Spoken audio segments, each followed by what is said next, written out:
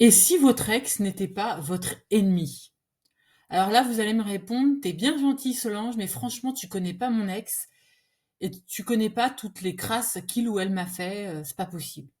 Bah, je vais vous inviter quand même à essayer quelque chose. Dites-vous, soit dans votre tête, soit à voix haute, et si mon ex n'était pas mon ennemi?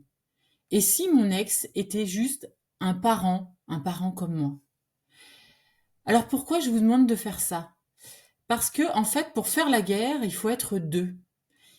Et donc, si vous décidez de changer votre regard sur votre ex et de ne plus le ou la considérer comme un ennemi, alors en face, votre ex qui vous fait la guerre va se retrouver tout seul ou toute seule et du coup, la guerre va cesser.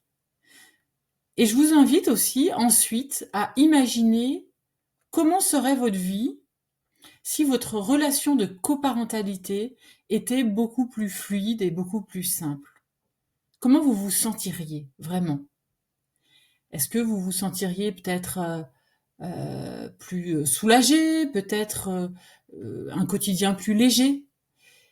Est-ce que ça vaut la peine finalement de ne plus être ennemi?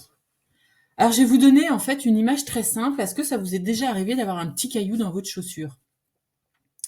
En tout cas, moi, ça m'est déjà arrivé et je trouve ça hyper désagréable.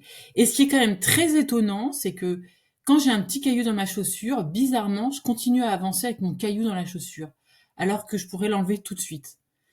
Pour enlever ce caillou, il faut prendre le temps de s'arrêter, de s'asseoir, d'enlever sa chaussure et de faire ce qu'il faut pour ne plus être gêné. Et ce qui est étrange, c'est que bien souvent, en fait, on continue à avancer sans l'enlever et finalement on s'habitue à cet inconfort jusqu'à ce que cet inconfort en fait devienne insupportable. Là, c'est pareil pour la relation de coparentalité. En fait, vivre une relation de coparentalité qui est compliquée, qui est tendue, où il y a encore du dénigrement de la part de l'un, de la part de l'autre, et que vous n'arrivez pas à établir ou à construire cette relation pour vos enfants, en fait, c'est pas normal et ça peut changer. Donc ça, c'est une bonne nouvelle. C'est que ce petit caillou, vous pouvez l'enlever.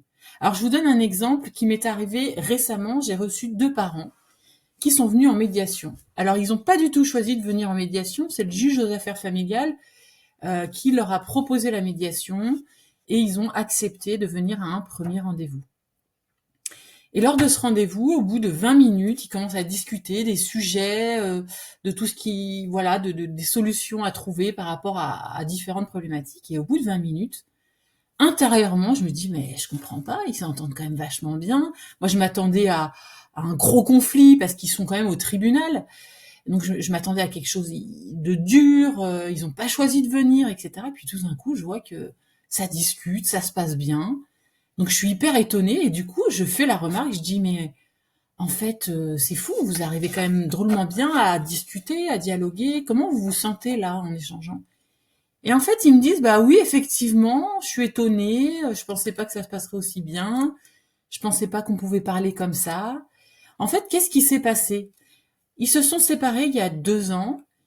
Et il y a 2 ans, la séparation avait été hyper douloureuse, hyper brutale pour chacun. Et en fait, ça a été tellement douloureux qu'ils sont restés là-dessus. Mais en 2 ans, le temps a fait son œuvre. Et en fait, avec du recul, avec ce temps qui est passé, ils sont en capacité peut-être à revoir leur relation et à guérir, à terminer de guérir certaines blessures. Voilà. Donc là, ils sont en chemin, ils ont décidé de revenir une deuxième fois. Je ne sais pas comment terminera cette médiation, mais en tout cas, ce qui est intéressant, c'est de vous dire que vous pouvez changer, améliorer votre relation de coparentalité en commençant par changer votre regard petit à petit.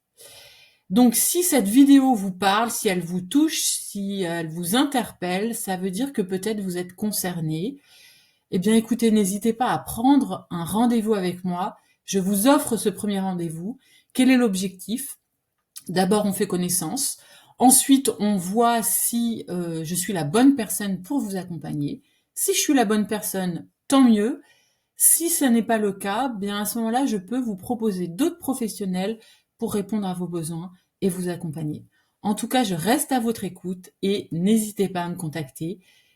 Toutes mes coordonnées sont dans le premier commentaire.